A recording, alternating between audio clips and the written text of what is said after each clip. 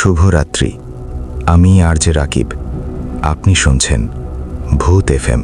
রাত যত গভীর হয় মানুষ তত চুপ হয়ে যায়, কিন্তু কিছু গল্প আছে যেগুলো শুধু রাতেই জেগে ওঠে। আজকের গল্পটা শুরু করার আগে একটা প্রশ্ন করি আপনাকে। আপনি কি কখনো রাত ৩টার পর নিজের আয়নার দিকে তাকিয়েছেন? ভালো করে তাকিয়েছেন? কারণ অনেকেই বলে রাত ৩টার পর আয়না শুধু প্রতিচ্ছবি দেখায় না, কখনো কখনো ওপাশ থেকেও কেউ তাকিয়ে থাকে। আজকের গল্পটা একটা পুরনো বাড়ি নিয়ে, একটা আয়না নিয়ে, আর এমন একজন মানুষ নিয়ে যে বুঝতে পারেনি সে যাকে দেখছে সে আসলে কে। লাইট কমিয়ে দিন, হেডফোন থাকলে পরে নিন, কারণ আজকের গল্পটা শুনতে যতটা সহজ, ভুলতে ততটা কঠিন। শুরু হচ্ছে আয়নাটা রাত ৩টার পর ঢেকে রাখো।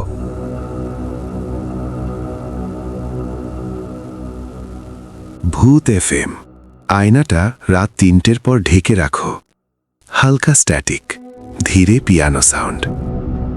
শুভরাত্রি। আপনি শুনছেন ভূত এফএম। আজকের গল্পটা একটা আয়না নিয়ে। আমরা সবাই আয়নায় নিজেদের দেখি, কিন্তু যদি একদিন আয়নাটা আপনাকে দেখায় যে আপনি না। ঘটনাটা ঘটেছিল ঢাকার এক পুরনো বাড়িতে। বাড়িটা নতুন করে ভাড়া নিয়েছিল সাইম আর তার ছোট বোন মিম। বাড়ির মালিক একটাই কথা বলেছিল, রাত ৩টের পর বেডরুমের আয়নাটা ঢেকে রাখবেন। সাইম হাসল। এগুলো পুরনো মানুষের কুসংস্কার। প্রথম কয়েকদিন সব স্বাভাবিক ছিল, কিন্তু চতুর্থ রাতে, রাত 2:58, ঘড়ির টিকটিক। মিম ঘুম থেকে উঠে দেখে রুমের আয়নাটা নিজে নিজেই কাঁপছে। সে ভয় পেয়ে ভাইকে ডাকল। সাইম এসে দেখে আয়নায় তাদের রুম দেখা যাচ্ছে, কিন্তু একটা সমস্যা। আয়নায় তাদের দুজনের পেছনে আরেকজন দাঁড়িয়ে আছে। ঘুরে তাকাতেই কেউ নেই। সাইম ভাবল চোখের ভুল। সে আয়নাটা কাপড় দিয়ে ঢেকে দিল, কিন্তু ভোরে উঠে দেখে কাপড়টা মেঝেতে পড়ে, আর আয়নায় লেখা, আমাকে দেখতে দাও। ধীরে হার্টবিট। পরের রাতে সাইম ক্যামেরা বসালো। রাত ৩টে। আয়নাটা ধীরে ধীরে কাঁপতে লাগল। ক্যামেরায় দেখা যায় আয়নার ভেতরের রুম বাস্তবের থেকে কয়েক সেকেন্ড আগে নড়ছে, মানে আয়না ভবিষ্যৎ দেখাচ্ছে। হঠাৎ আয়নার ভেতরের সাইম ঘুরে তাকালো, কিন্তু বাস্তবের সাইম তখনও ঘোরেনি। তারপর আয়নার ভেতরের সাইম হাসল, একটা ঠান্ডা হাসি, স্ট্যাটিক। এরপর থেকে অদ্ভুত ঘটনা শুরু। মিম বলে আয়নায় কেউ তাকে ডাকছে। রাতে দরজা নিজে খুলে যায়। বাড়ির অন্য আয়নাগুলোতে একই ছায়া। সাইম পুরনো মালিককে ফোন করল। মালিক ধীরে বলল, এই বাড়ির আগের ভাড়াটিয়া আয়নার সামনে মারা গিয়েছিল, কেউ জানে না কিভাবে।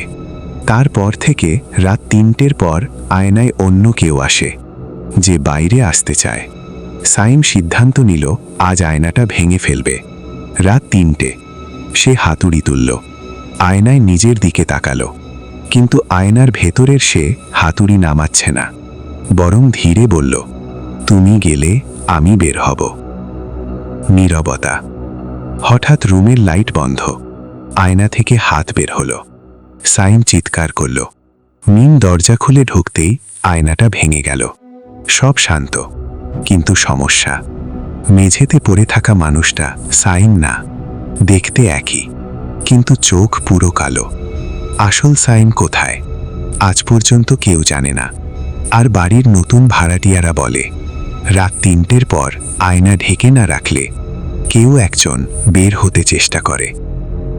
ধীরে ভূত এফএম ক্লোজিং মিউজিক। আপনি শুনছেন ভূত এফএম। আজ রাতে আয়নার দিকে তাকালে একবার দেখে নেবেন ওপাশে কে দাঁড়িয়ে আছে। শুভরাত্রি।